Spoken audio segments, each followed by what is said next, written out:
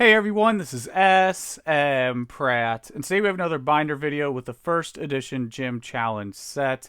This was released in the year 2000. We got 132 cards to look through, and I think it's pretty safe to say this is the stronger of the Gym releases. Sorry for the Gym Heroes fans, but you can see the Pokemon in Gym Heroes, the selection isn't quite as powerful and popular as the Gym Challenge selection. So we're going to go through one by one, talk about why this set is unique, some of the Japanese cards that don't exist in this set, and we'll start with the Blaine's Arcanine. Right out of the gate, we have an iconic card, and also the first card to feature 120 attack. Back in the day, for the sheltered 90s, early 2000s kids like myself, this was a big deal to see that number 120 here on the attack. So this was the first card to feature that attack. Obviously, it's not playable when you have to discard 3 energies, but nonetheless, there you go. That is the Blaine's Arcanine, a pretty iconic card, and I think actually one of the cards I think of when I think of Gym Challenge. It's one of the first cards that comes to mind. Then we have the most valuable card in the set. The Charizard rule is true for Gym Challenge. Generally, when there's a Charizard card, it tends to be one of the more valuable or the most valuable cards in the set. That is true for Gym Challenge. This is definitely the most valuable card, PSA 10 graded, and it also has that solid Ken Sugimori style. Then we have Brock's Ninetales, and then another Ken Sugimori. You're going to see this off-centered style going on. Again, 99, 2000, this was a big deal back then. Just slightly move the Pokemon over a little bit, and you'll see this throughout the set. And if you like Sugimori, this set is pretty much just Sugimori and Nishida throughout. So there you go. You got Erica's Venusaur. We got Giovanni's Gyarados. Quality. Giovanni's Machamp. Really like this style. It's Giovanni's Nidoking. Again, talk about that 120. That was the magic number back then. This 120 HP was a big deal. You know, only Charizard and Chauncey had it before, so that was a big deal to see that. And then this Giovanni's Persian, really like this. I don't know if I can get the holo pattern going here in the camera. Really good holo. You can see a little bit there. So you have rainbow going. Really good holo pattern on the colorless cards. If you have a holo scratch, they're usually most prevalent. You can see this one's clean on the front. They're most prevalent on the colorless cards. They're the easiest spot, but really like that holo pattern there. And then we have a Koga's Beedrill. I think this entire page was Ken Sugimori art. And then moving on, we have this full frame Koga's Ditto. LT Surge's Raichu. You start to see they mess around with the background a little bit more. You really start to see that emerge in the gym sets. Before, it was not much going on. You see a little bit of detail in the background. Before, it was just like one color. So now they're doing a little bit with the background. Then this Misty's Gyarados. You're probably like, wait, didn't we just see a Gyarados on the first page? Yeah, they took the Gym 1 from Japanese. This was in Gym 1. And in Gym Heroes, they're like, you know what? We're going to put you in the already stacked Gym Challenge release. So now you have 2 Gyarados cards in Gym Challenge. I think this one is just as fierce as it gets. This was my favorite Gyarados actually growing up. Maybe outside of Shadowless Base. I had this one in Japanese. Again, that 70 attack. Not that playable, but we saw those big numbers back then. It was a big deal. And this card right here actually is also another first. Rocket's Mewtwo was the first to have 3 attacks. You also can notice how the design of the card, see how the window is a little bit smaller for Mewtwo? Let me zoom out a bit. See the Gyarados Mewtwo like illustration windows there, how the Mewtwo is scrunched in. That's because this Juxtapose had to write a story for the attack description, so it got pushed up naturally. But nonetheless, that was the first card to feature the 3 attack. And let me just say, Mewtwo was always shafted in the TCG. He was like a beast and then some in yellow, red, and blue, but then in the TCG he was always nerfed. This one's a little bit better, but still somewhat disappointing for the most powerful Pokemon at the time. Then we got Rocket Zapdos. I think this one is a fan favorite with a lot of people. Got a really good holo pattern going there. And then last but not least for the creatures, we have Sabrina's Alakazam. Again, you see that off-centered. Gives a little more personality. It's a big deal back then. Then we're getting into the trainers. They start with the holos, get to the non-holos later. We have Blaine, Sabrina, Koga, and Giovanni. And how this was planned initially, so in Japanese, you had Gym 1, Gym 2, and the structure and reasoning behind that was you're going to see the first 4 gym trainers in Gym 1, and then in Gym 2, you're going to see the latter 4 gym trainers. And sure enough, English had to go ahead and put Misty in Gym Challenge for some reason, even though these were in the Gym 1 release. So it's a little bit mixed when you look at the English side compared to Japanese, which we'll see some other changes when we get into the trainers towards the end. And then moving into the non-holos, some of my favorites are going to be the non-holo illustrations because I don't think they get a lot of eyes. I think everyone knows about the holo cards. Non-holo cards don't get that much attention, so now it's their time. So we got Brock's Dugtrio here. I wonder who the artist is. Okay, Ken Sugimori. We have Giovanni's Nidoqueen. Actually had this in Japanese growing up. Giovanni's Pinsir. Didn't know Pinsir was climbing trees. We got Koga's Arbok. Also had this growing up as well. Koga's Muck. Koga's Pidgeotto. I see this one. I don't know why I see the Pidgeotto more than the other cards in this set. Then we have LT Surge's Jolteon. This Sabrina's Gengar is quality. Again, great example of that background. How the background just adds a little bit of flavor. Just putting that moon there does something for Gengar. Sabrina's Golduck. Got Blaine's Charmeleon. Blaine's Dodrio. Blaine's Rapidash. And then we have a different artist here. This is Nishida doing Brock's Graveler. Not going to see too many non-Sugimori artwork in here. So back to Sugimori with Brock's Primeape. Then we have Brock's Sandslash, I guess, doing some hard labor there, getting the crops done. Brock's Vulpix. Okay. Doing Fire Ring. Got Fire Ring here. Fire Ring in the photo. Good job. Erica's Bellsprout. Then we have Erica's Bulbasaur, keeping the off-centered thing going through the whole evolution line. You have Erica's Bulbasaur off-centered. Then you have Erica's Ivysaur off-centered. Then Erica's Venusaur off-centered. I do like this Erica's Ivysaur, though, with the little roses. Again, background, working with the photo. Then we have Erica's Clefairy. Giovanni's Machoke, flexing hard. Some round shoulders there. Might be using some supplements. Giovanni's Meowth.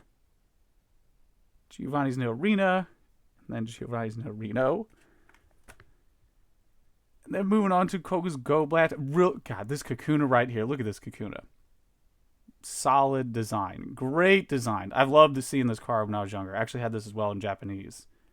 And that's quality Ken Sugimori. Then we have Koga's Coughing. Koga's Pidgey. Koga's Wheezing.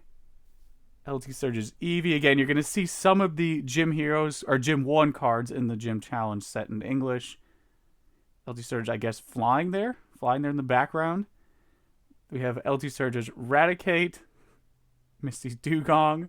Really like this Sabrina's Haunter. And a little off-centered. Got some, I don't know what that is. Trailblazing Haunter. The Ghost. The Shadow of Haunter. The Ghost of the Ghost. Sabrina's Hypno. Sabrina's Jinx. We have Sabrina's Kadabra. Mr. Mime. Really good. Again, this background is working for me with Mr. Mime. You know, some people will say, okay, it's just Sugimori stock, but no, that background's adding a little depth to it. Then we have Blaine's Charmander. Actually, this is that OG Charmander. If we zoom in, that little, you see that little orange thing on the back? That's not a mountain. That's Charmander when he still had a spike in like 96, 97. So that's that original Sugimori design that they plopped in there. And it didn't come out until 2000 English, but that is that original design of Charmander where he still had that spike on his back. Then we got Blaine's Doduo. Blaine's Growlithe. Blaine's Mankey. What is he looking at there? Those apples. Then we have Ponyta. Rhyhorn. Probably pick it up a little bit. Brock's Vulpix. Brock's Stiglet. No one can look at the camera. None of these Pokemon can look at the camera. Erica's Jigglypuff. Erica's Oddish. Erica's Paris. Again, remember this? I've ever seen this in some of these in the Gym 1 release. Giovanni's Machop. And we have this Giovanni's Magikarp. Man, look at this magic. Having multiple Pokemon was a big deal back in the day. Again, talk about those sheltered 90s kids. Having that Pokemon in the background was just absolute magic. So that was a big deal to have multiple Pokemon. We got Giovanni's Meowth, Giovanni's Nidoran, another Nidoran. Then we got Koga's Ekans, and then Koga's Grimer, Portrait Shot, Koga's Coughing, another Pidgey, and then Tangela. Again, really cool idea when you incorporate multiple Pokemon in the artwork. Then we got Weedle. We got Zubat with some more Zubats in the background that nobody wants. Then we have LT Surge's Pikachu. LT Surge with, again, low-tier Pokemon. Then we have LT Surge's Voltorb. Misty's Horsey, Misty's Magikarp, Misty, Why Are You in Gym Challenge, Misty's Psyduck, Misty Seal, Misty Staryu, Sabrina Zabra. All right, it's not bad. Really like this Sabrina Zabra. Again, background working, doing what it's supposed to do. Sabrina's Drowsy. Sabrina's Ghastly. I think it's a silhouette of Slowbro there. Really nice. Another Sabrina's Ghastly, Porygon. Then we got Psyduck. And then now we're getting into the trainers. The trainers are actually going to be very interesting. So if you've been here for the first 10 minutes, this is actually where it might pick up a bit because there's some cards that weren't released in English at all and some that were censored. So once we hit them, we're going to talk about them. So let's get through Blaine, Brock's Protection. Nice little Onyx shirt there. We got Chaos Gym, Erica's Kindness, Giovanni, just the non-hollow version of what we saw earlier. Giovanni's Last Resort. We got Koga, LT Surge's Secret Plan, throwing Master Balls at Rattatas and Pidgeys. Then we have Misty's Wish, Resistance Gym, Sabrina, Blaine's Quiz. Wait, Blaine's Quiz number 2, Blaine's Quiz number 3.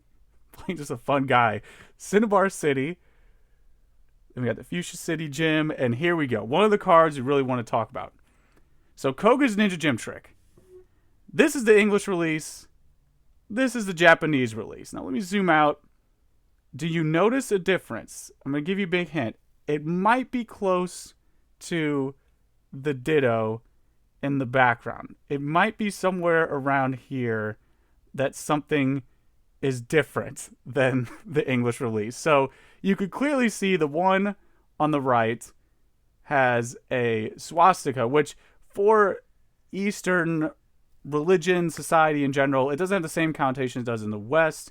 Unfortunately, the Nazis just ruined that symbol.